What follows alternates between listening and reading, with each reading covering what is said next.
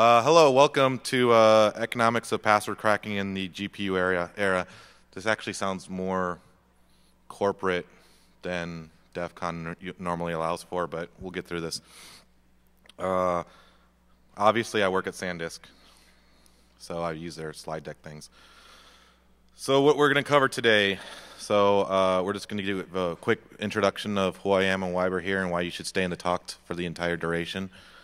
We're going to cover GPU cracking, like some fundamentals, 101 stuff. Then we're going to get into the meat of it, all the economics of it.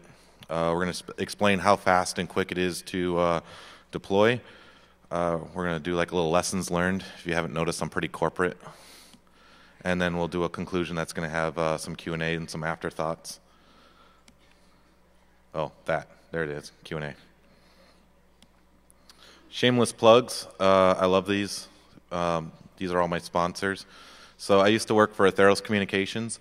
The CFO came to me one day and said, here's a $3,000 budget and an Excel spreadsheet that's password protected. Break into it and let me know. Get back to me when you break into it. So it cost me about $300 to break into his Excel spreadsheet, but I still had a bunch of budget, so I kept going forward. So this talk is mostly because of them. So thank you, Atheros, for giving me time, even though they don't exist anymore. It's Qualcomm now. Which brings me to my other one. So Atheros got bought out, and I just cashed in all my stock options. Apparently, Qualcomm already has a CISO, so I didn't have any purpose over at Atheros. SanDisk needed one, so now I'm the CISO over there. So I'm a technical CISO, so you shouldn't get up and run away once you hear the word CISO. If you guys don't know what that means, it's a Chief Information Security Officer. So I actually do soup to nuts. I actually do all the architectural reviews, the deployments, all that other kind of stuff, and all the boring stuff like policies and procedures and talking to C-level staff.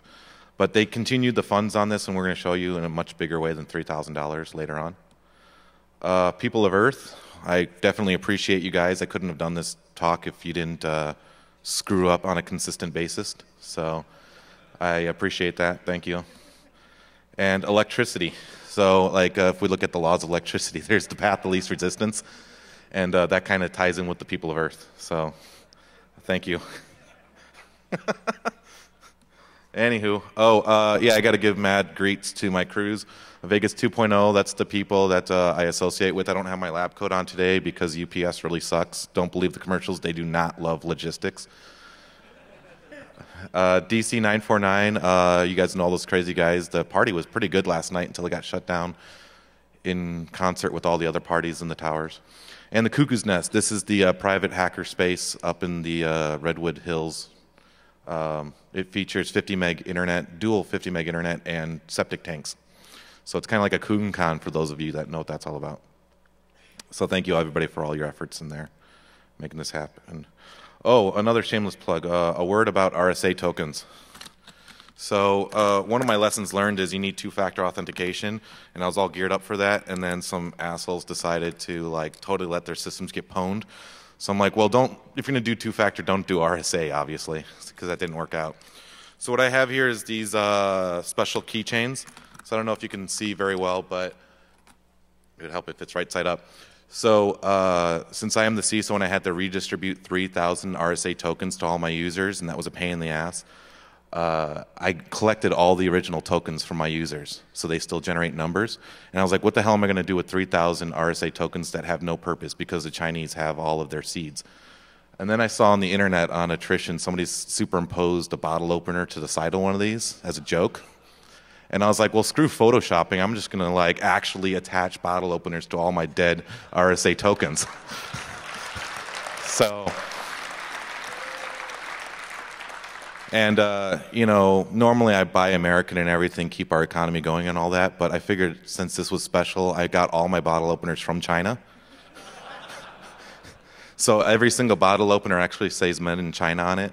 So what you have here is an RSA bottle opener from China.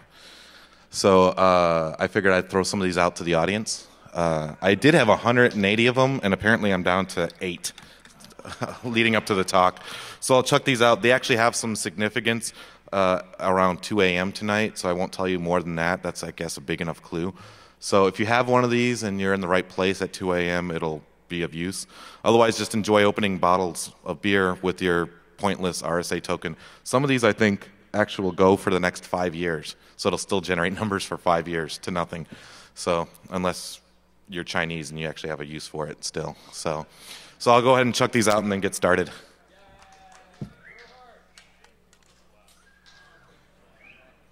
Where are you, Matt? I don't want to hit you again.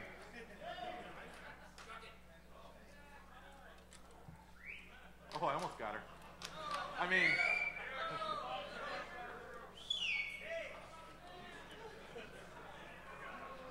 I'm going to try and get in the back here. There you go. You look like a girl.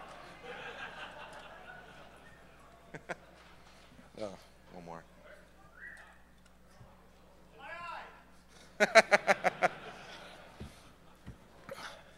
Any of you guys make it to the summit on Thursday night? Oh, what a bunch of jerks. So the summit was an EFF fundraiser. We gave out about 50 of these at the fundraiser as well. So if you were there, you got one already. All right, about me. So why should you listen to what I'm saying and all this other crap?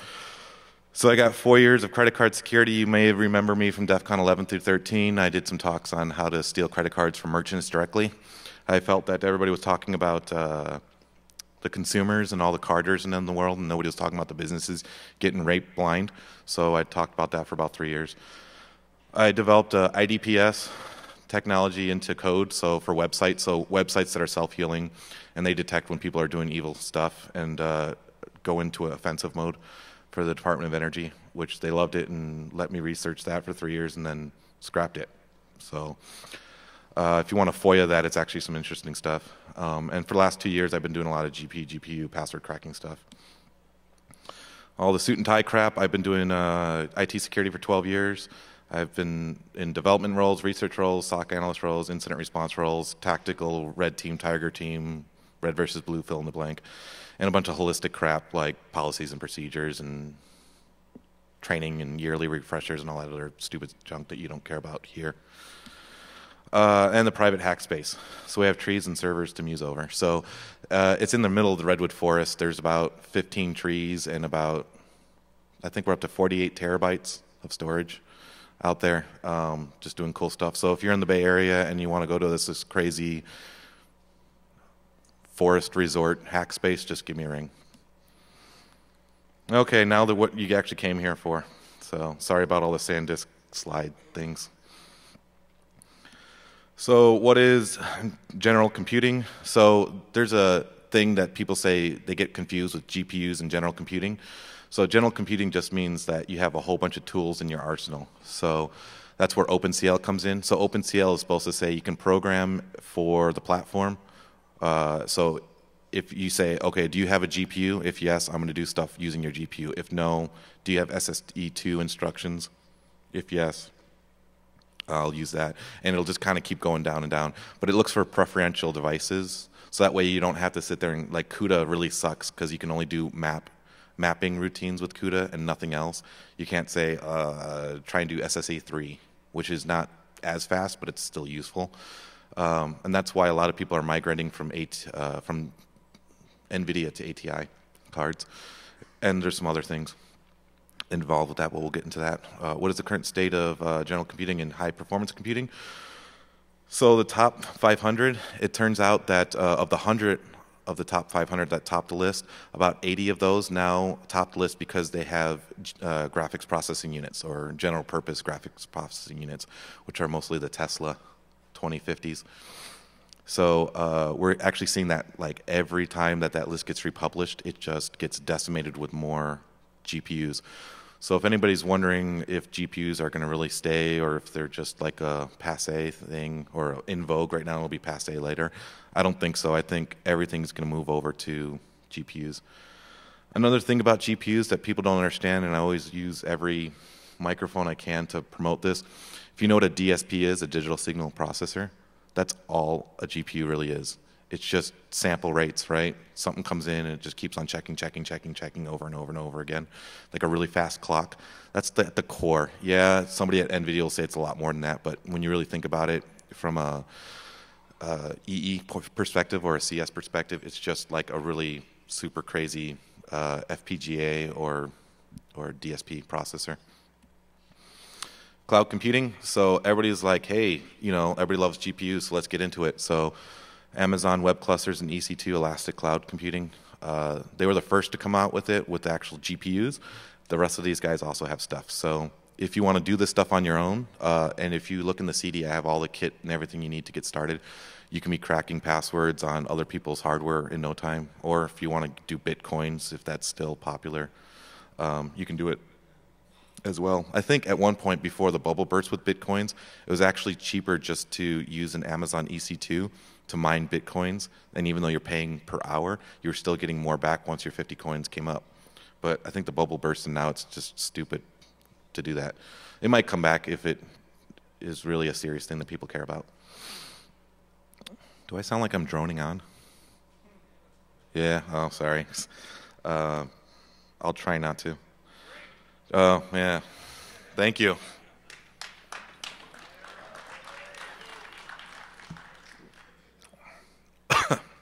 That was dumb.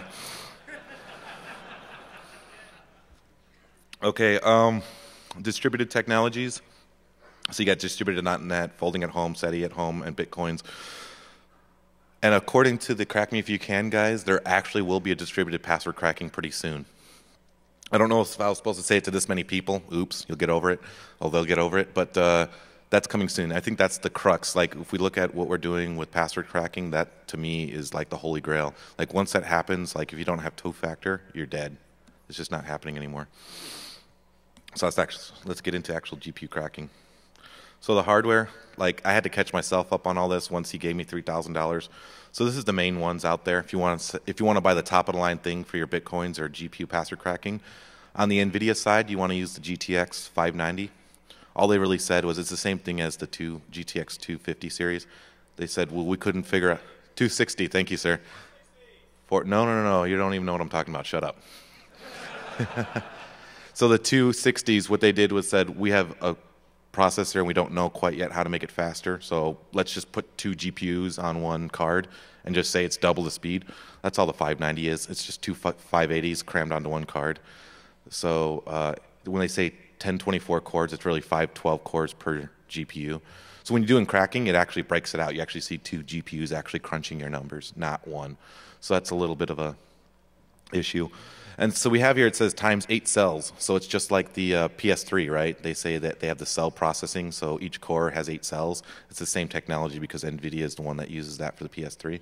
So there's a real problem with this, and we'll get into that later. So even though you have 8,192 streams, we'll quote that, it still doesn't compete with Radeon's HD 5870, which is 1,600 cores. And there's a 5970, which they did the same thing as the 590. They just said 1,600 plus 1,600.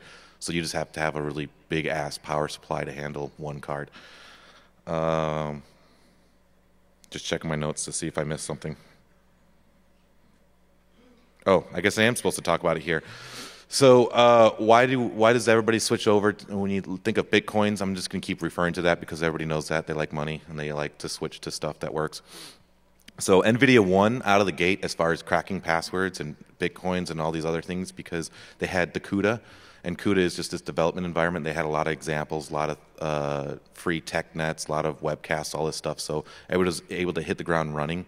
And ATI had this thing called StreamKit. And StreamKit was just this gaudy, kludgy piece of crap with not really good documentation. So all the developers said, well, NVIDIA is a pretty solid company and stable, and CUDA is pretty well documented. We're going to start doing that. But what people found out later on, especially when ATI started promoting OpenCL, is that you actually get a lot more performance out of the Radeons. And the reason why is it's the CISC versus RISC argument, right? So CISC has all these predetermined processes. You just send it in like SSE2 and all this other stuff in MMX. So you just tell it to do one thing, one instruction, and that instruction knows to do 15 others that are pre-programmed. Radeon is just like why everybody loved the 68K processor on the PowerPC side for the longest time. It was, well, as long as you're willing to code it, it's going to be more efficient and faster and actually get better performance. So when you look and you actually do a map function on a CUDA, it's going to look at 512 cores, and it's going to do a map across 512 cores as if there were streams. So you're only using 1 cell per core instead of all 8 cells. Now, just because you're not a good programmer or you just really don't understand CUDA. Now OpenCL said, we don't care. As long as it's a stream, you can address it. So now you're writing the same exact code in OpenCL and you're saying, go across 1,600 cores and do 1,600 process map functions simultaneously. So that's a lot faster than 512 map functions. So that's why it's important to kind of point that out of why ATI, and this is getting to like a really bits and bytes level, why ATI is better than NVIDIA, not because their logo is red and the other one is green, but that's why everybody's moving over. And if NVIDIA doesn't change their processes, if they don't change their architecture, they're going to lose this war, and it's going to be ATI that's going to be the market leader and save AMD for a little while. So, what else? Oh, we just went over all that crap. Okay. I should probably pay attention to my next slide thing here. Okay, cracking software. What's out there? So OCL Hashcat, I put it at the top because right now it's a top contender. IG Hashcat, which is Igor from Russia, he's got one. And then the CUDA Multiforcer, which is missing in action as of today. Not missing in action. Are you Bitweasel? Well, your website's been down forever, dude.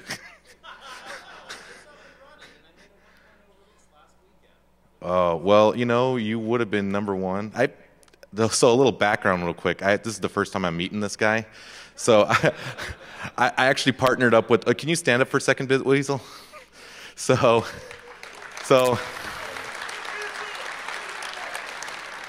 this is a funny story. While I'm at Atheros, I am not a CUDA programmer, and I need to find a CUDA programmer, and I had the $3,000 budget. So I call up Bitweasel and I say, if I just buy you a bunch of brand new cards, can you do some exclusive programming, or at least stave off the code to other people and just give it to me early? And he said, sure, no problem. Next you know, I drop shipped a couple of video cards so that he can get the multi-card thing going. And everything's happy-go-lucky, and then all of a sudden the website was missing for 2 months when I was making these slides. And I'm like, what happened to Bitweasel? And apparently, I don't know, you were on a drunken stupor or something? No, actually it was a server that I tried to upgrade the Ubuntu release on remotely, and that didn't work. So, a server failure. So you can write CUDA programming, but you can't keep a server up. Let's see. All right. So as of right now, you're in 3rd place behind these guys as far as your efficiency in your algorithm. So, and I'm kind of an asshole that way. I don't mind saying that right directly to you. So, and actually my slides actually show you still ahead, but I didn't revise them yet. But, well, good. Maybe later on this weekend I can do some joint stuff with him and show you guys the most efficient code. So CUDA Multiforcer comes pre-packaged on Backtrack 4. Is that also on 5?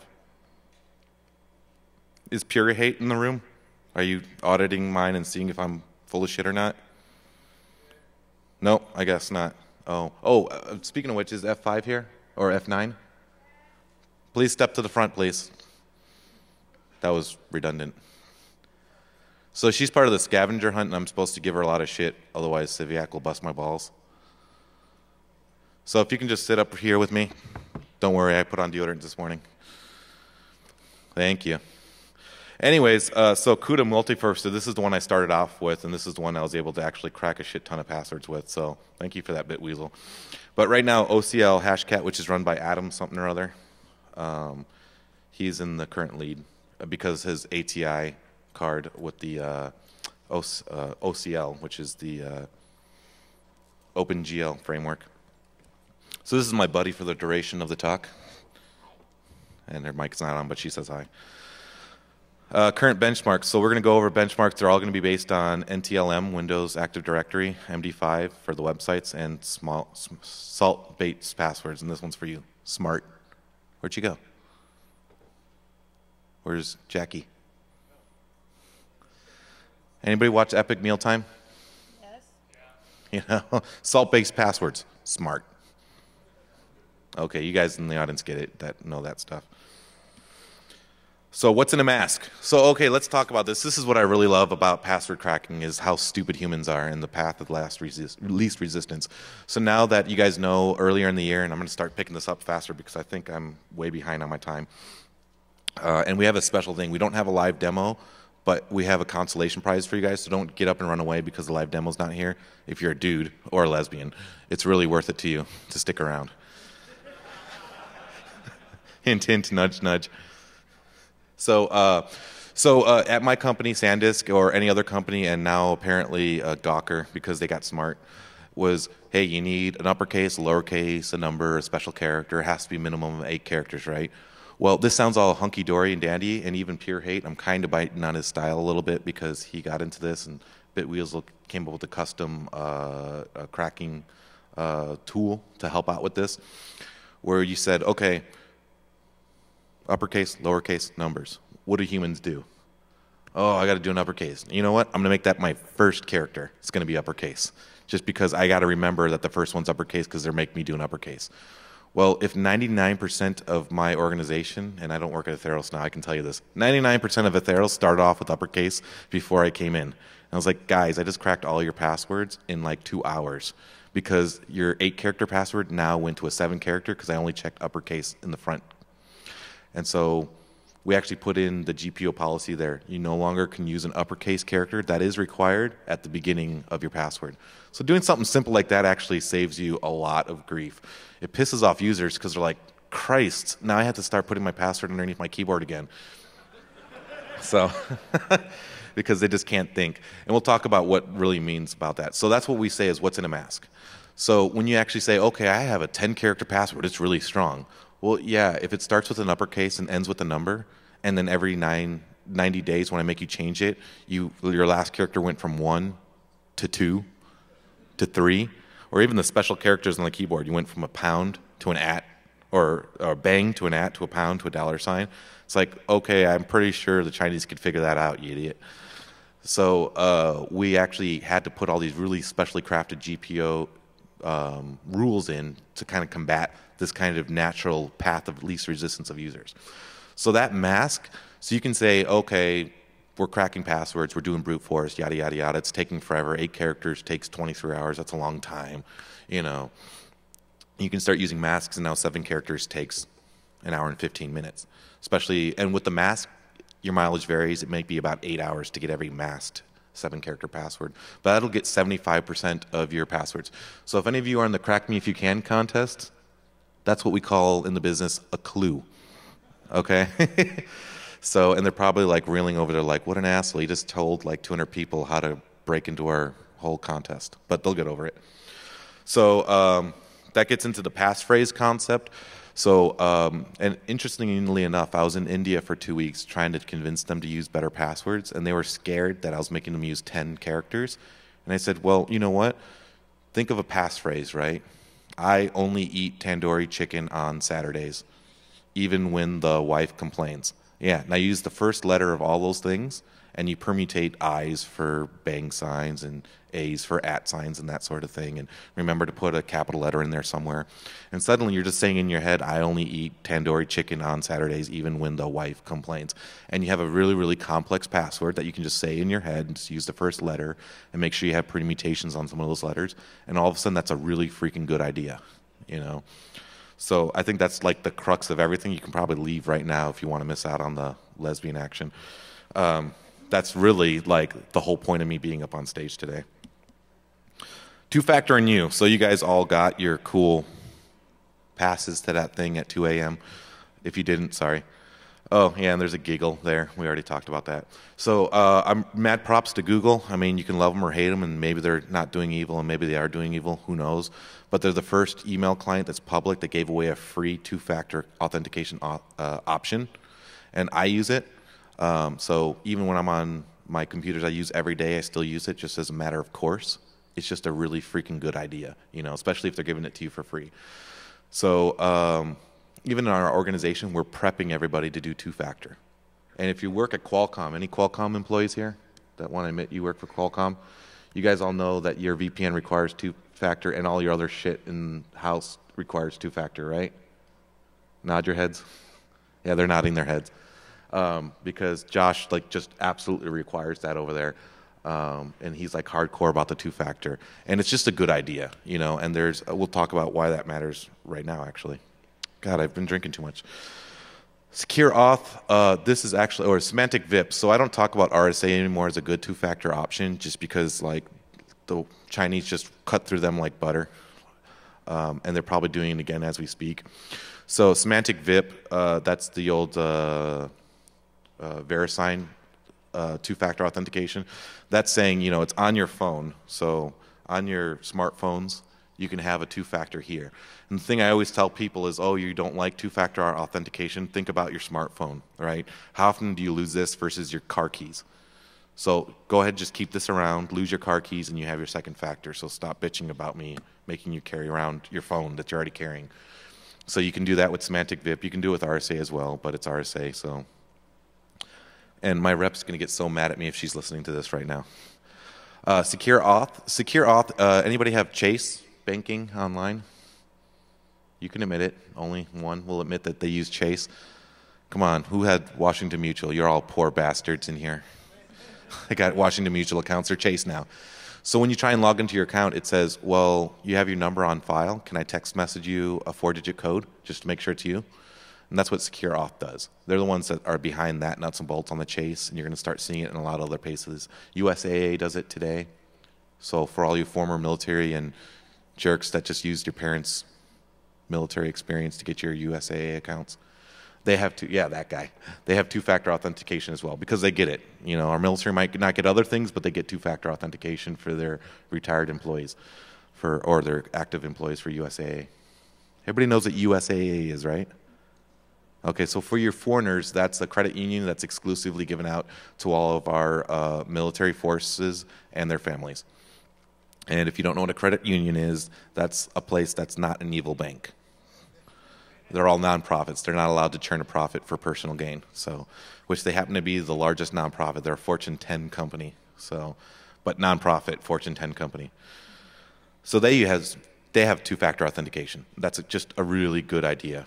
And all these apps are free in the App Store, in the BlackBerry Store, in the market, the Android market. You can just download these apps, and you can just demand of your employees or of your companies and of your vendors that you use, I need two-factor. PayPal has two-factor for free.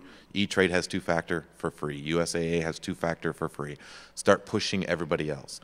At SanDisk, what we do is say, we have two-factor and you're partnered with all your banks. Guess what? The same token you're using to authenticate with us, you can recycle that for your bank. Now you're not carrying around like this freaking janitor's key of RSA tokens for all of your different things. This is for my Wells Fargo. This is for my porn site. This is for my work.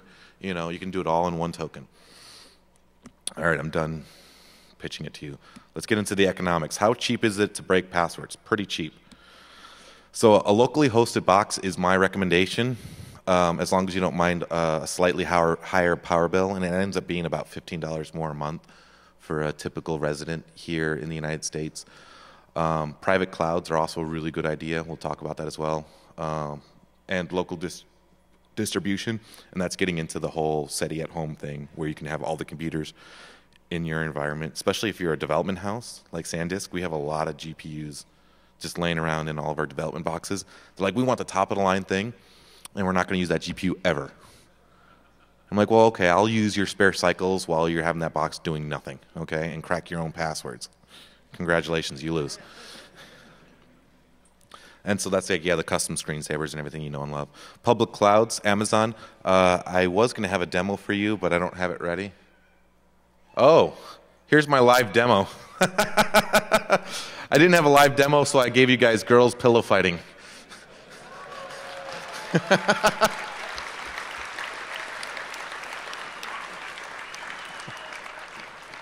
I think that's DJ Jackalope there, and that's Beer Betty there. Oh, you missed out on the lesbian part. Smart.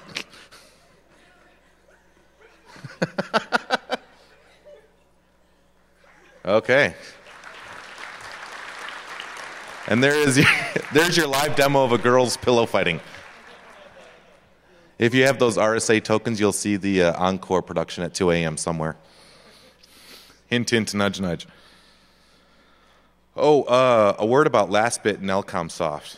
It's definitely pound equals. So last bit is the exact same thing as LCOMsoft. Have you guys heard of these guys? Like on Wired and ArcSoft and all, or ArcSight and all them. They did these exposés on them about 18 months ago, and they said, "Hey, now you can pay somebody to do your password cracking with GPUs." Yeah, hopefully they don't take me out back and shoot me because they are Russians. But these are both the same exact company, and it's the same guy, and he like will just take your money and run. I had to do chargebacks. I used an American Express, which has really good chargeback coverage. So I was able to recover the money that I lost from my $3,000 budget because I was just trying anything I could. I was like, I just want to show this guy I can crack his password. So I tried buying the Elcomsoft software. Didn't work. You know, I had a brand new GPU in there and it says, I don't see your GPU. So if you're thinking about using these services, I'm just going to go ahead and say that it's crap. It's rubbish. So if you're thinking about it or you already purchased it, get your money back. And if you're in the room, guys, sorry, your stuff sucks. So the best thing I suggest is like a local box. You can do the Amazon web cluster, and this is how this works in my mind. If you got 10 days on your hand to crack a password and $3,000, just buy a local box. If you don't have 10 days, you need to have it done today, you do that vertical versus horizontal thing. You know, vertically it takes 10 days to crack a password, or you can just spend the same $3,000 and go horizontal and just get a crap ton of GPUs at Amazon and have them all cracking simultaneously, and you can have it done in about 23 hours. It's going to be the same $23,000 or $3,000. The only difference is on a single box, you did that once, and you can keep doing it again and again and again. It just takes 11 days for 8 passwords, as opposed to like I just have a project and I just need to crack something and move on with my life, and I'll never crack a password again. Then I would say just use Amazon. But if you're going to do it for, you know, checking the strength of your employees' passwords like I have to, you get a single box. And we'll show you what my box looks like in just a minute. And we said distributed, non-existent. Well, according to Crack Me If You Can, it will be existing pretty soon. And I want to work with them to do a Chrome/Firefox extension, so you can also do like distributed storage of cracked passwords. Who? I don't know about that. There's a GPU, CPU distributed password cracker called DURDA. I don't know. DURDANEL. Okay. Bitweasel is questioning your authority on this subject.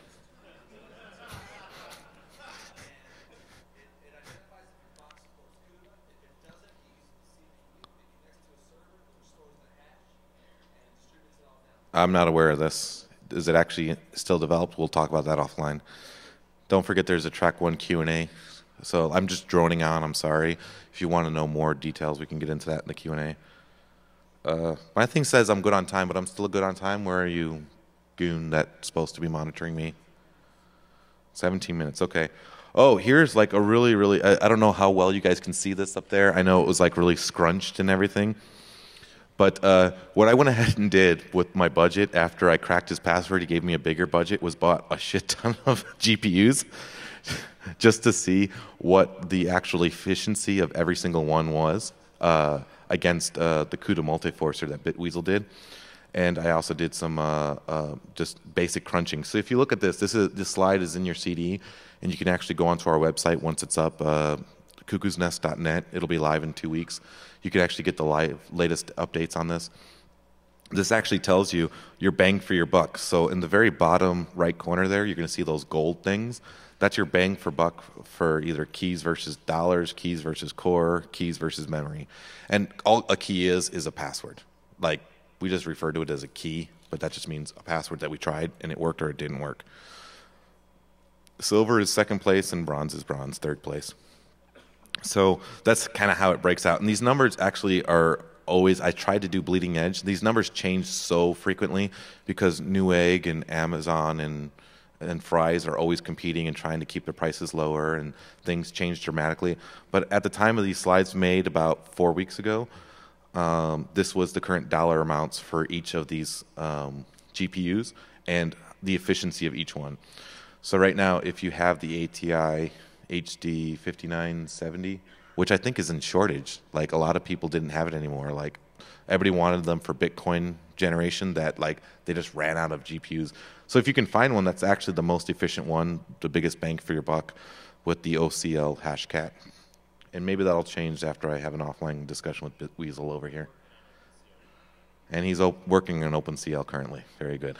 So we'll get back to that. So this is what SanDisk is going to do. This is what I submitted to my CIO as a good idea. So what I told him was, how would you like to have a computer on the top 100 of the top 500 supercomputers? And he said, where are you going to save me money somewhere else before I give you this budget? So I ended up saving him about $225,000 on our pen test by going with a boutique shop with some personal friends of mine. So he's like, well, you saved me $200,000. That's clearly not $200,000. You can have that money.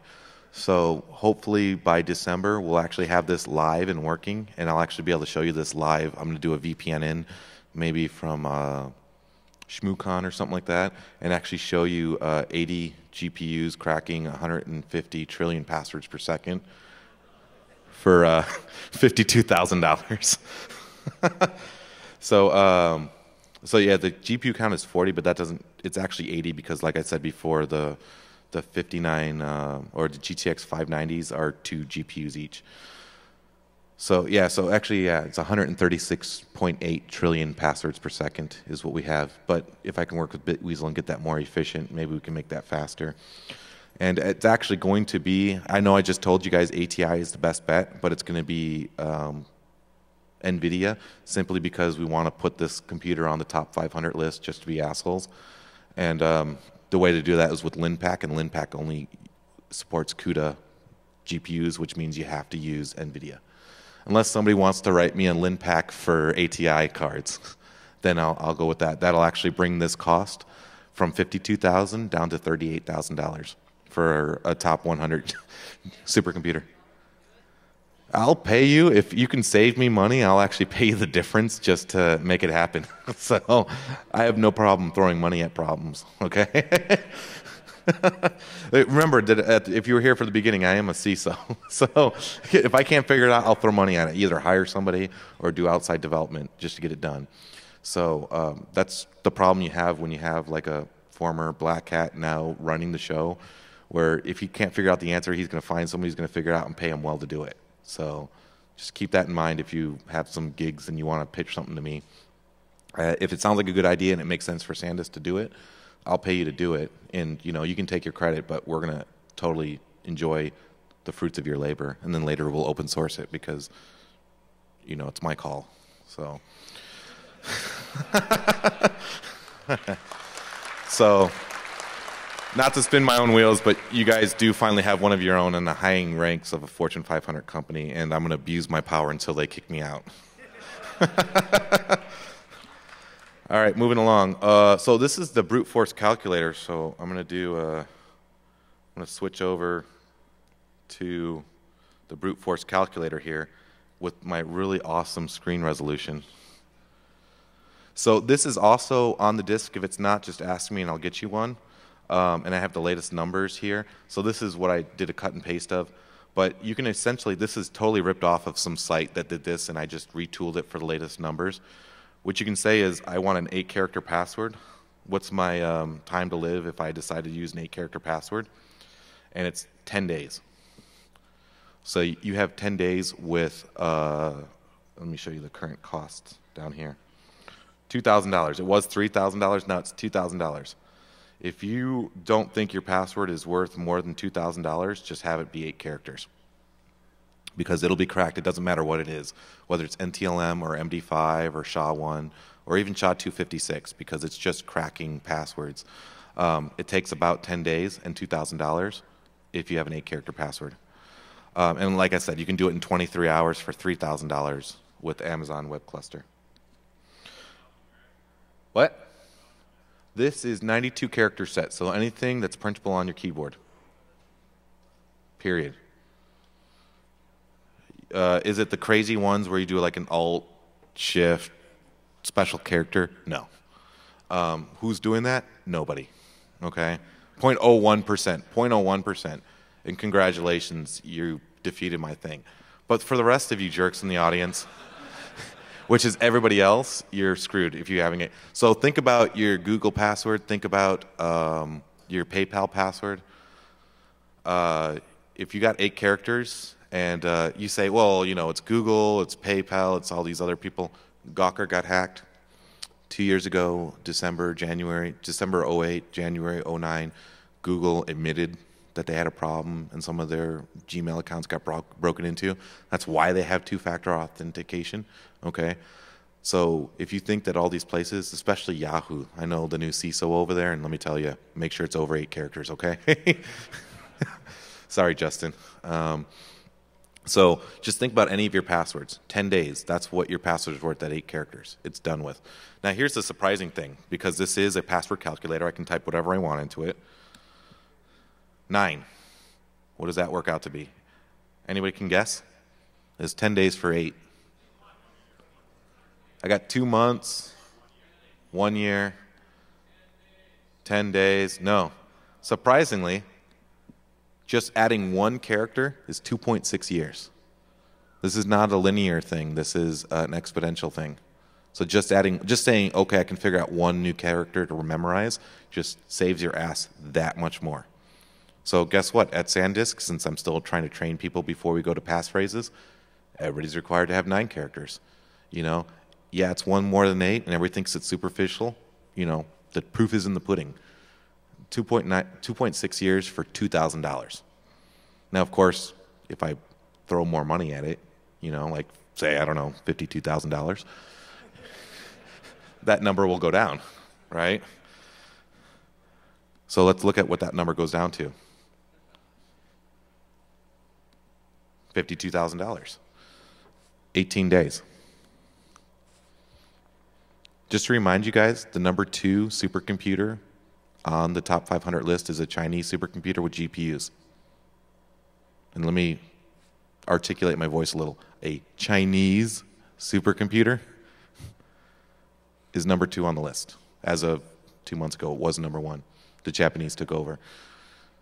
So the Chinese are getting your 8 characters and your 9 characters supercomputer status in less than a minute.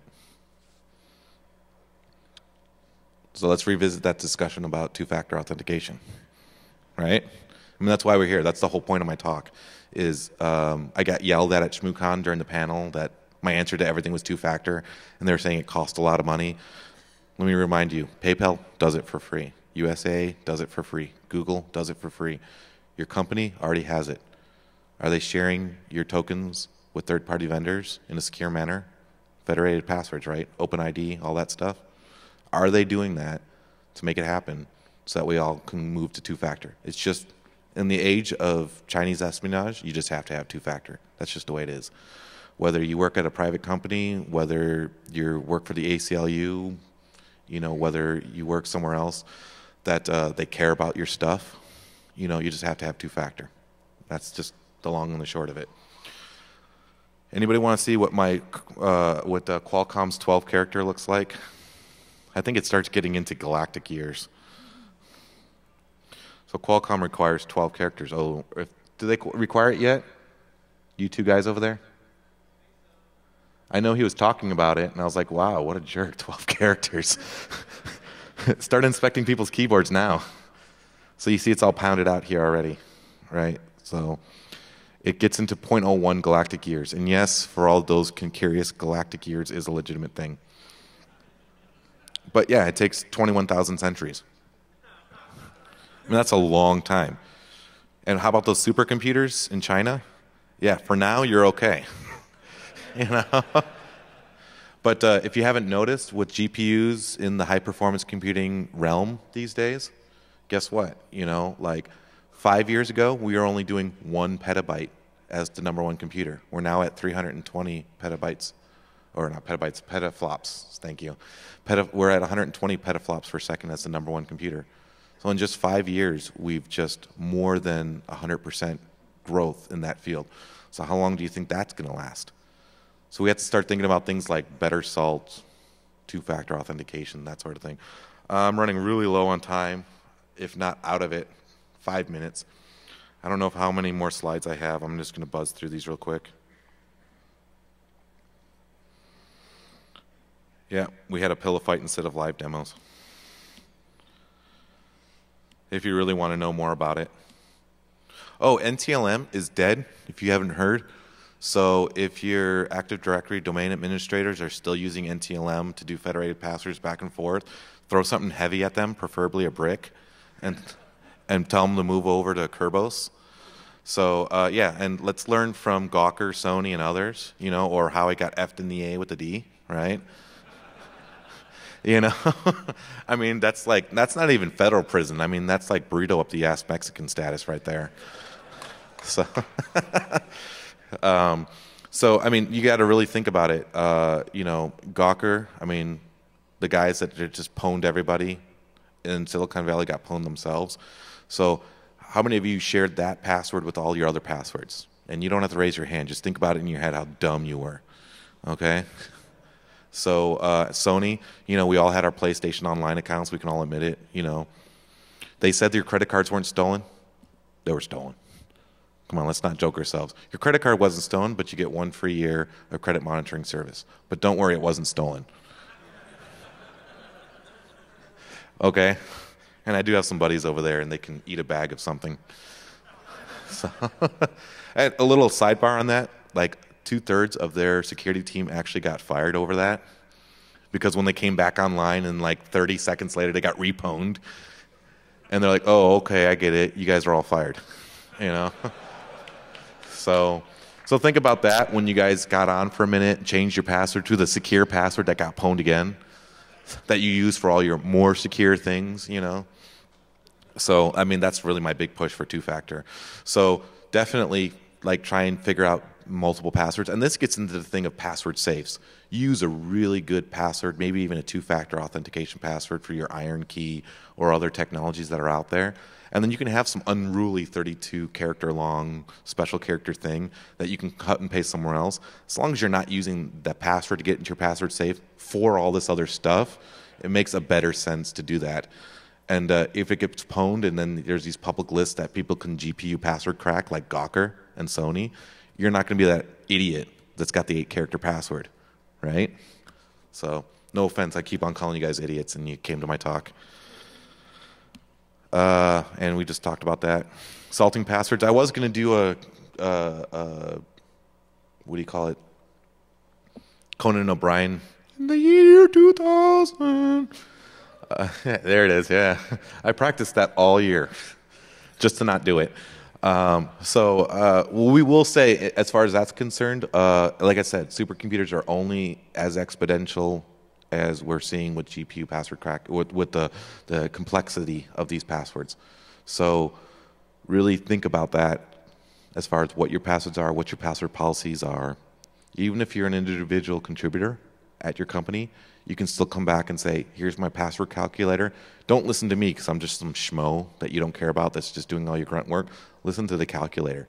It doesn't tell any lies. If you are a mover and a shaker in your company, make it happen. Start doing all these educational things. Show these slides to the people in your company and say, no, this is how you're F'd in the A with the D, And I'll be quite frank with you guys, this is a SanDisk slide. I had this conversation with the C-level staff there, and I did not remove that out of this slide. I told, the CIO he's going to get F'd in the A with a D if he doesn't change his policies. That's how serious I am about it. And my point of coming up here and just babbling onto you guys is to kind of make you just as serious as I am. Quantum computing, when that happens, we all can just pack it up and go home, right? So if you're not on two-factor by then, you're just effed. Seriously, I don't even have a clever, witty thing to say for that. I mean, you're just gonna have just a bukkake fest 24/7, just in and around your mouth. Okay, so and my fiance is just looking at me like, you did not just do that. So yeah, so think about that, and that's any second now, right? IBM and Toshiba and Samsung are on the verge of quantum, so think about that. Conclusion, questions and answers. I think, sorry, I can take, am I out of time already? Am I a jerk?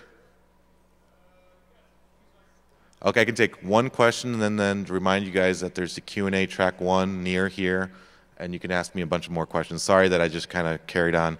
So who's got the first hand for a question? That guy right there. Stand up. What's your name? Okay, his name is Skunkworks apparently because he can't listen to me. Skunkworks, what is your question? Application-specific integrated circuits. You're talking about FPGAs?